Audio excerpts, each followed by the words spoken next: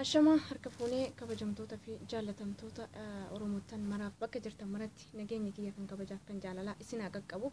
Egaa yeroo darbe waadaa yookiin beellama qabadheen ture, waadaas galeen ture, torbii kana keessa akka waan aadaa qopheessu jechuudha.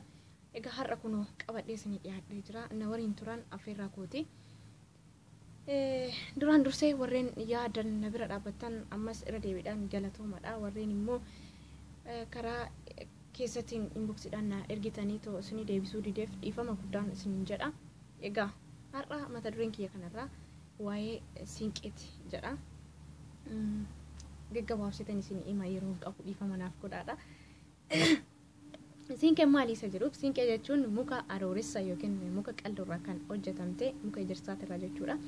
Siinqeen kan hojjetamtu dheerina haadha siinqee yookiin dubartii siinqee qabattu saniitiin hojjaa isheetiin hojjetama jechuudha. Tolchamti.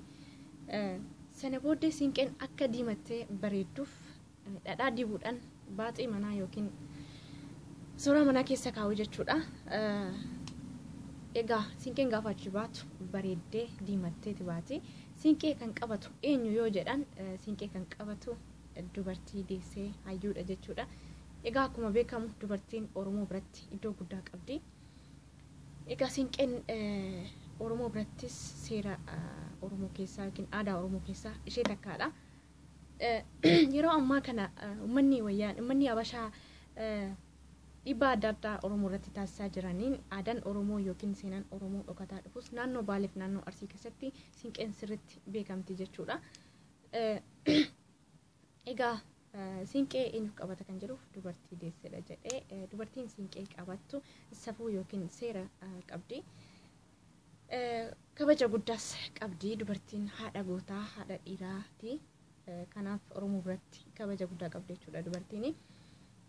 Fakkeenyaaf dubartiin yommuu dhaanamtu ni ililchiti. Dubartiin haati siinqee jechuudha.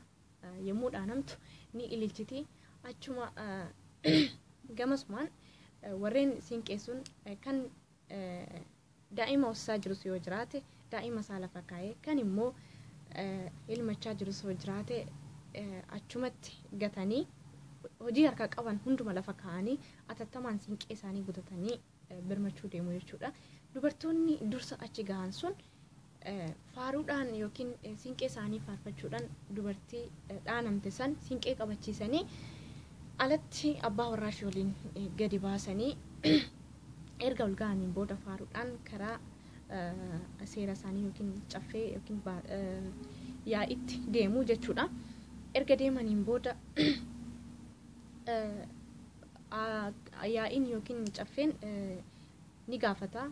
Ayyoo maal taatan jedhee gaafa gaafatu dubartiin hayyuun yookiin dubartiin sun warroota siinqee sana gurmiisan keessa jechuudha. Dubartiin dhaanamte san of duratti qabuudhaan waan ta'an dubbatu jechuudha. San booddee amma caffeen yookiin yaa'iin abbaa warraa ishee sanitti seera tumutti yookiin itti murteessutti dubartoonni kun immoo faaruudhaan akka itti murtaa'uu fi akka adabamu gaafatu jechuudha. Murteen isaaniitis caffeenis yookiin yaa'iin immoo ni murteessa ni adaba jechuudha. Adabbiin sunis maalidha? Horii jaalatu keessaa tokko yookiin qotiyyoo tokko ni qala jechuudha. Dirqama isaati.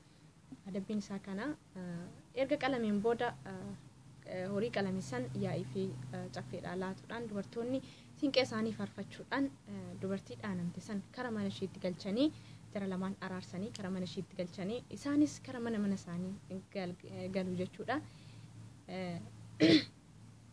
San booddee egaa dubartiin yommuu deessu walitti yaa'anii dhiifama garuu iddoo kanatti dubartii hundaafi miti dubartii deessee ji'a jaha hin guutin yoo dhaanamteef kan birmannaan akkasii taasifamu.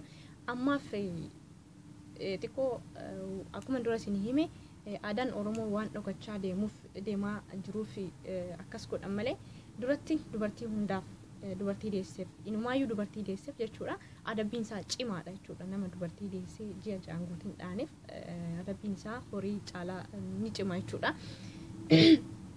Dubartiin gaafa deessu ciniinsurra ogaa jirtu walitti nammanii dubartoonni gurmuudhaan ta'anii dubartii deessu san yookiin ciniinsifachaa jirtu san jabeessurraa kan hafe faaruudhaan akka nagaan hiikkattuuf waaqa kadhatu jechuudha. Isheenis nagaan ni hiikkatti jedha seenanii. San booddee dubartiin hin dayiniif jechuudha. Ammas jarroon warreen siinqeedha. Haadholiin siinqee walitti yaa'anii bifa faaruutiin imimmaan buusanii dubartii saniif akka ilmoo argattu waaqayyo kadhatu jechuudha faaruudhaani. San booddee dubartiin sunis ni deessi jedhu manguddoonni. Ergasii immoo dubartiin immoo dayii san dandeenye yookiin maseenni jechuudha. Uumamumaan maseenni ni jira. Isheen sun immoo siinqee qabattee jechuudha. Siinqee qabattee aannan ishee guchuma yookiin ciincootti qabattee gosa ishee yookiin hiriyaa ishee kan taate yookaan immoo Oromoorraa jechuudha. Daa'ima guddifannaa kadhaa deemti jechuudha. Warra daa'ima baay'ee qabu bira deemti. Gaafa deemte siinqee ishee qabattee deemte too kadhatti. Gaafa kadhatte ammamillee yoo jaalatan ilmoo isaanii keessaa takka fuudhanii kennuuf kun dirqama. Dubartiin siinqee qabattee kadhattee hin dhabdu. Waanuma feeyyoo ta'e kadhattee hin dhabdu. Namaa miti waaqarraayyuu kadhattee hin dhabdu jedhu. Egaa bara lolli nama gidduutti yookiin Oromoo gidduutti gosa Oromoo gidduutti lolli uumame dubartiin lola san sagalee lolaa san dhageesse atattamaan ililchite. Erga ililchite booda dubartoonni hunduu siinqee isaanii guurratanii walitti gurmaa'uudhaan walitti dhufanii jechuudha. Iddoo tokkotti qabamanii iddoo lolaa san dhaqu. Kara lolaa sanatti yoo dhiyaatan siinqee isaanii faarsuudhaan iddoo lolaa san gahu. Lola sanatti yoo dhiyaatan akka lolli isaanirraa dhaabbatu maqaa waaqayyootiin kadhatu. Lolli sunis dhaabbachuu baannaan itti siqanii gidduu seenanitti araara buusu jechuudha. Sana booddee lolli sunis ni dhaabbata. Inni biraa immoo lolli biyyaa yookiin daangaa biyyaati irratti lolli yoo jiraate loltoota yookiin warra duula deemaniif siinqee akkasitti mataa siinqee dubartoonni hiriira lama galanii fuula isaanii walitti gargalchanii mataa siinqee jechuudha. Akkasitti waliin tuqsiisuudhaan kana jalaan lo'u jechuudha warri dhiiraa warri lola deeman sun kana jalaan lo'anii gaafa jalaan lo'an maal jedhu ayyoon nu offaltiin faayaa naan jette nagayaa jedhaniit achi jala luuqanii deemu jechuudha. Egaa warreen dubartootatis eebbisanii nagaan akka lolaniitoo biyya isaaniitiif mo'atanii galan ni gaggeessu jedhama. Sana booddee immoo beelli yookiin hongeen waggaa jiraate waaqa kadhatu malkaatti ba'aniit aannan isaanii qabatanii siinqee isaanii qabatanii marga jiidhaa qabatanii malkaa deemaniit sabbata isaanii ofirraa hiikanii malkaa irratti sabbata dugdaan hidhatan jechuudha. Malkaatti ofirraa hiikuudhaan achi dhaabbatanii waaqayyo kadhatu bifa faaruutiini.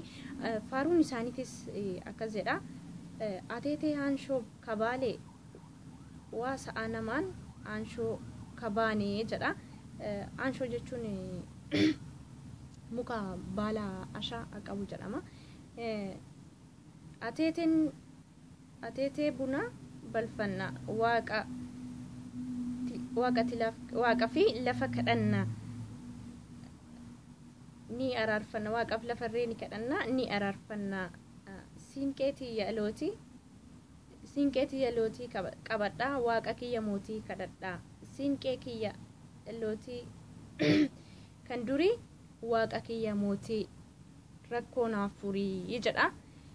Jedhaniitoo waaqa kadhatu jechuudha dubartoonni. San booddee beellis hongeenis yoo jiraate wanti hunduu ni dhaabbata. Egaa dubartiin siinqee qabattu seera guddaa qabdi. Kabaja guddaas ni qabdi jechuudha Oromoo biratti. Egaa san booddee dubartoonni akkasiin siinqee isaanii qabatu. Siinqeen Oromoo biratti kabaja guddaa qabdi. Ammaan tanallee aadaan Oromoo dhukachaatillee jiru jechuudha. akkasiin kan Oromoon aadaa isaa kabajatu. Egaa amma dandeenyu waliif ibsina jechaadha. Ammaan tana akka amma dubartoonni nama arrabsanii warri dhiiratis dubartii arrabsan miti. Dubartiin ammamillee yoo ta'e aadaa ifa manaaf godhaadha kabaja qabdi. Kanaaf Oromoon dubartiin arrabsu uumamaan arrabni Oromoorraa hin bareedu. Jecha afaan Oromootirraa arrabni hin bareedu akka kootti jechuudha. Akka kootti otoo hin taane iyyuu akka seenaan dubbatutti afaan Oromootiin nama arrabsuun salphina yookiin immoo safuu guddaadha. Kunis kabaja dubartiidhaaf Oromoon qabuudha kan waa'ee siinqee agarsiisu. Har'a kanaaf kanan waa'ee siinqee qopheesse. Egaa maarree isinis waanan isiniif dabarse kana akka naarkaa fudhattanii namaaf dabarsitanii kabajaanan isin gaafadha. Hundi keenyayyuu bakka jirutti walaa kabajnuun ergaa kooti. Yeroo hunda kanan dabarfachuu barbaadu. Akka wal kabajnu, akka tokko taanu, akka wal jaalannu, Rabbiin immoo jaalala akka nuuf kennu ammas abdiin qaba. Kanaaf aadaan keenya yookiin kan irraanfatamee kan dhokachuuf deemu kan uummanni Habashaa hacuuccaan irraan ga'aa jiru kana akkamiin akka jala baanus yoo wal taanee yoo tokko taanee mari'annee ni jala baana jedheen yaada. Haa ta'uti garuu namoonni hedduun waa'ee aadaa ofii hin beekanii waa'ee seenaa ofii hin beekanii. Ijaa kanaatiif gaa amma dandeenyu waan dandeenyu barreeffamaanis ta'ee warreen kun wal barsiisuun dirqama keenya jechuudha. Nuti dhaloonni har'a jirru kun yoo aadaa keenya barsiisnee boru dhaloonni dhufus ni barsiisadheen yaada. Gaggabaabsitan isin hime malee waa'ee siinqee yookiin dubartoota naannoo Arsiif naannoo Baalee keessatti seera Oromoo keessatti hojjetamu seerrisaa dheeraadha. Seenaa dheeraa qaba. Garuu ani hanqina yeroo irraan kan ka'eef keessaa gataatiin kanaan isinitti hime. Yoo yeroo qabaadhe yeroo biraatirree yoo irra nu deebi'i jettan irra isinii deebi'uu danda'a, rakkoon qabu. Ammaaf garuu osoon hin galateeffatin kanan bira darbu. Obboleessa kiyya Kumalaa Barreessaa kan jedhamu baay'ee galanni koo isa dhugaan isiniin jedha. Ammane kan hin jedhamne galata isaa galchuun barbaada.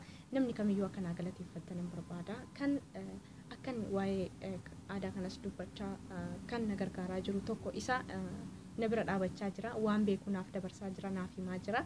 Guddaan isa galateeffadha onnee kiyyarraayi. Kan irraa hafeen immoo hunda keessanuu warreen viidiyoo kana ilaaltanii share, like, comment gootan hundaafuu galanni kiyya onneerraayi, galanni kiyya bilisummaa haa ta'u. Rabbiin ija nagaannee olitti nu haa deebisu, bakka jirtanitti fayyaa naa ta'aadha. Egaa nagaan naa turaadha. Turtiin keessan yeroo hunda yeroon viidiyoo kana gadhiisu share, comment, like gochuudhaan waliif dabarsaadha. Imaanaa nurra jiru yookiin waan beeknu dabarsuun dirqama keenya. Nagaan naa turaadha. Guddaan isin galateeffadha. Isin jaalladha. Nagaatti.